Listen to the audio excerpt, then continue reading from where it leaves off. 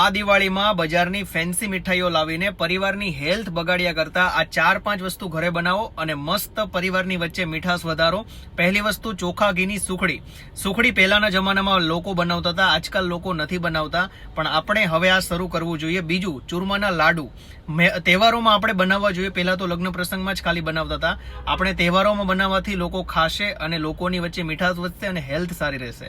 ત્રીજી વસ્તુ, આપણે ખીર બનાવી શકીએ છીએ દૂધની, પછી રાજગરાનો શીરો બનાવી શકીએ છીએ, મેથીના જે કડવા લાડવા આવતા હતા એ બનાવી શકીએ છીએ, જે અત્યારે શિયાળાની અંદર તો બહુ જ સારા। તો આ 4-5 વસ્તુ એવી છે કે જે પહેલાના જમાનામાં લોકો એક મીઠાશ તરીકે યુઝ કરતા હતા, પણ આજે આપણે આને ભૂલી ગયા છીએ અને ફેન્સી અને મોડર્ન જમાના તરફ જતા રહ્યા છીએ। તો આ વિડીયો તમારા સ્ટોરીમાં મૂકો, સ્ટેટસમાં મૂકો અને બધાને શેર કરો। અને આ દિવાળીએ બજારની ખોટી, ફેન્સી અને મોંઘી મીઠાઈઓ લાવવા કરતા આપણે પરિવારની હેલ્થનું વિચારવું જોઈએ। વિડીયો ગમ્યો હોય તો કમેન્ટ બોક્સમાં લખજો કે કોણ આ મીઠાઈઓ આ વખતે બનાવશે।